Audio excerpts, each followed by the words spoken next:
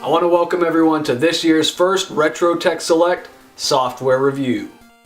And the honor of 2017's first review goes to Dragon Warrior Quest.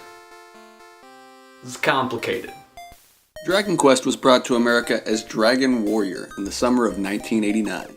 It was later given away as a free gift to push subscriptions of Nintendo Power, Nintendo's official print magazine. This promotion added almost 500,000 subscribers for Nintendo, paving the way for more Japanese RPGs to migrate to Western shores. America's youth were ushered into the realm of Alfgard, a tourist attraction which boasts such activities as fighting monsters, looting dungeons, rescuing babes, buying that herb, and building a rainbow bridge. Anyway, one would think that a JRPG that landed before the original Final Fantasy would be showing its age by now, and they'd be right, mostly. But Dragon Warrior still has a lot to offer modern gamers. It boasts a reasonably lengthy campaign, a familiar combat system, a variety of cities and shops, as well as dungeons, ruins, and shrines. The spaces in between those destinations can be a bit bland, however. The overworld often feels like a randomly generated assortment of tiles, whether they be field, forest, hill, desert, or swamp. The best and worst part of this landscape is that it's absolutely teeming with wild beasts. You'll face a variety of creatures like red dragon, green dragon, blue dragon, skeleton, Sherwood forest skeleton, absence of skeleton, and papyrus. In all seriousness, the game does include 38 different enemies, not including the Dragon Lord. Speaking of the Dragon Lord, this next bit is going to get a little spoilery. Unbalanced level progression is probably the biggest gripe amongst detractors of this game. Dragon Warrior actually uses this slanted experience curve to its advantage, disguising its relatively small world map. Those who dream of marching off to the game's farthest shores at the onset of their adventure are in for a rude awakening.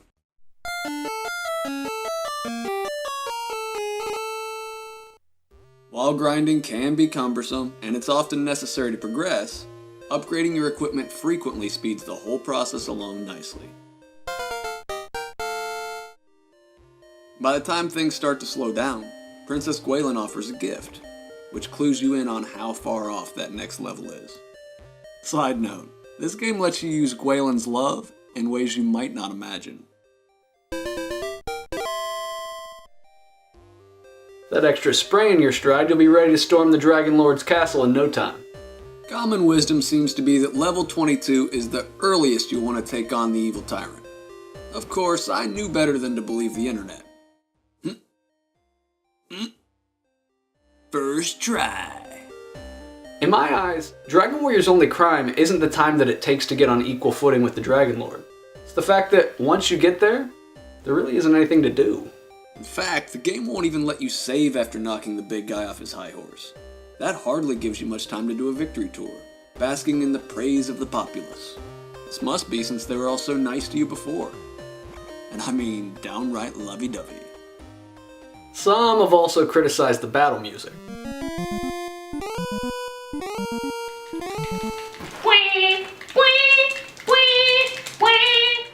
Despite these setbacks, Dragon Warrior isn't merely a playable early JRPG. It's honestly a whole lot of fun in its own right. As someone who was first introduced to the series by way of the Game Boy Color remakes, it's exciting to see all of Akira Toriyama's character designs in their earliest iterations. The fact that so many people are playing and replaying this game today is a testament to its timeless charms. In my review of Judge Dredd for the Sega Genesis, I said with no uncertain terms that I would never push through a bad game solely because I was reviewing it. Beyond just finishing Dragon Warrior's campaign before starting this review, I actually found myself being pulled back in as I created additional save files to capture footage for this video. For all its faults, Dragon Warrior is a game that not only still begs to be played after all these years, but it entertains you to the last, and it leaves you wanting more. That's it for now, everybody. Have a good one.